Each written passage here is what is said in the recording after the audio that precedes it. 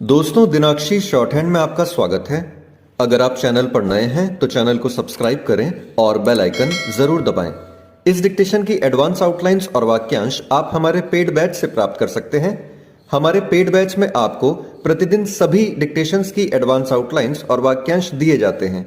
हमारे paid batch के बारे में संपूर्ण जानकारी प्राप्त करने के लिए और हमारे बैच को ज्वाइन करने के लिए आप डिस्क्रिप्शन बॉक्स में दिए गए मोबाइल नंबर पर व्हाट्सएप कर सकते हैं। इस डिक्टेशन की डेमो आउटलाइंस आप हमारे टेलीग्राम ग्रुप से प्राप्त कर सकते हैं। तो चलिए डिक्टेशन को स्टार्ट करते हैं। डिक्टेशन 5 सेकंड बाद स्टार्ट होगी। Ready, start. अपने अपने क्षेत्र में विशेषज्ञता रखने वालों को उच्च शिक्षा संस्थानों में प्रोफेसर के पद पर नियुक्त करने के फैसले के अनुरूप विभिन्न विश्वविद्यालयों की ओर से जो कदम बढ़ाए जा रहे हैं, उससे यह आशा बलवती होती है कि अब छात्रों को योग्य शिक्षक मिलने के साथ ही शिक्षकों की कमी भी दूर होगी।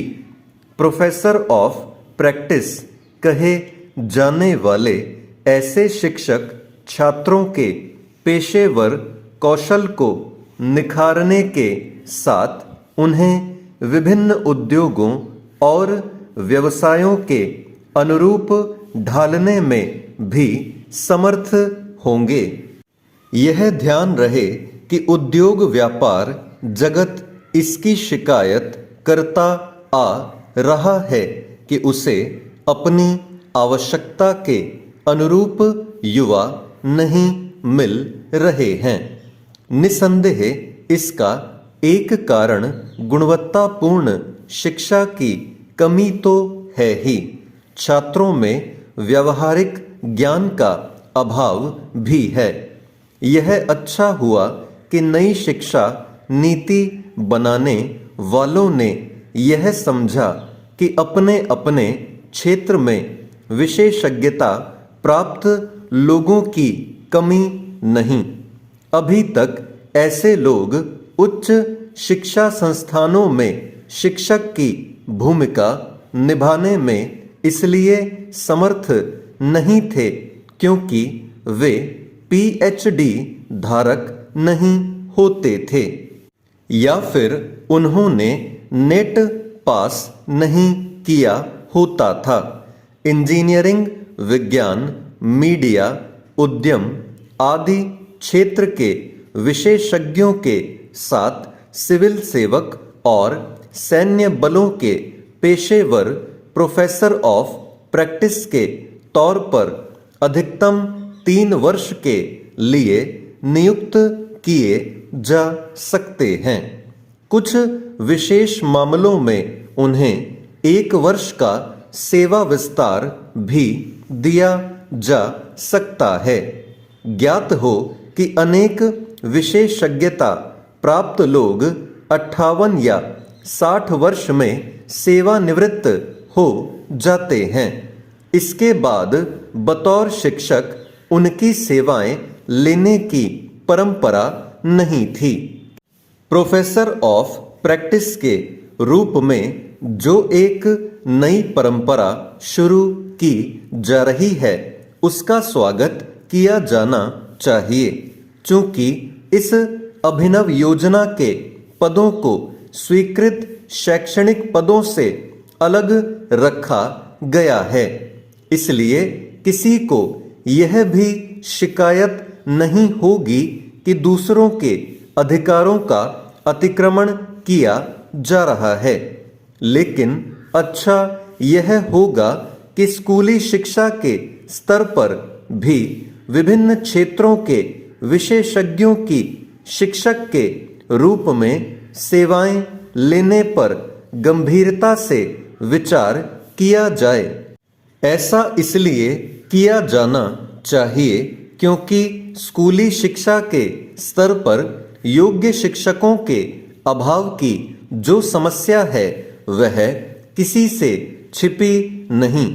इस समस्या के चलते छात्रों को उस तरह शिक्षित नहीं किया जा पा रहा है जैसा कि अपेक्षित है। यदि स्कूली स्तर पर छात्रों को सही तरह शिक्षित करने के साथ उनके व्यक्तित्व का निर्माण किया जा सके तो इसका लाभ उच्च शिक्षा संस्थानों के साथ देश को भी मिलेगा। इसकी अनदेखी नहीं की जा सकती कि जैसे उच्च शिक्षा संस्थान योग्य शिक्षकों के अभाव का सामना कर रहे हैं, वैसे ही प्राथमिक एवं माध्यमिक स्तर के भी शिक्षा संस्थान यह ध्यान रखा जाए तो बेहतर कि योग्य शिक्षक ही गुणवत्तापूर्ण शिक्षा का आधार बनते हैं। चेंज सड़कों को सुरक्षित बनाने की अनेक योजनाओं, प्रचार प्रसार और जागरूकता के बावजूद कोई स्वयं और अन्य वाहन चालकों की जान जोखिम में डालने की आदत से बाज न आए तो क्या किया जाए। यदा कदा ऐसे लोग जब भीड़ के हाथ लगते हैं तभी उन्हें गलती का एहसास होता है, लेकिन सभ्य समाज में इसकी भी इजाजत नहीं दी जा सकती। इन पर इरादतन हत्या या हत्या के प्रयास का ही मुकदमा चलना चाहिए और प्राथमिकता पर सजा भी दिलाई जानी चाहिए। लखनऊ की घटना किसी वाहन चालक की बेहयाई से भरी आदत का उचित निदान यही बताती है। मालवीय नगर तिराहे पर जान गंवाने वाले स्कूटी चालक आलोक की जान चली गई क्योंकि उसके आगे चल रही कार का चालक गुटखा खाने का लती था और थूकने के लिए अचानक दरवाजा खोल दिया। यही आलोक के लिए काल बन गया। आलोक का मामला इसलिए चर्चा का विषय बना क्योंकि उसकी जान चली गई, लेकिन जो लोग सड़क पर निकलते हैं वह रोज ऐसे दृश्य देखते हैं। कहीं कोई कार या स्कूटर चालक गुटखा थूकता है और पीछे वाला चालक हड़बड़ा जाता है, कभी दुर्घटना का शिकार बन जाता है तो कभी गुटखे में लिपटा थूक उसके कपड़ों पर या मुंह पर जा पड़ता है। इस वजह से सड़कों पर झगड़े होते हैं। कई बार तो बीच सड़क के झगड़े में लंबा जाम लग जाता है। क्षतिग्रस्त होने पर वाहनों के रूप में संपत्ति का नुकसान अलग होता है। हाल के आंकड़ों के अनुसार पिछले 24 महीनों में परिवहन निगम की 25 बसें जल गईं। इनमें से एक यात्री के बस में धूम्रपान के कारण आग लगने से जली।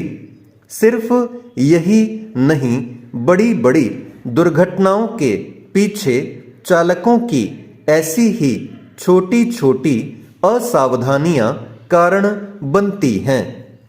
चाहे वह गुटखा थूकने की आदत हो या वाहन चलाते हुए मोबाइल पर बतियाने की, जब तक लोगों की घर और सड़क पर बर्ताव व्यवहार की दोहरी मानसिकता का कुसंस्कार नहीं बदलता, तब तक सड़क सुरक्षित नहीं हो सकती। सोचना सबको होगा, शिकार कोई भी बन सकता है। स्टॉप।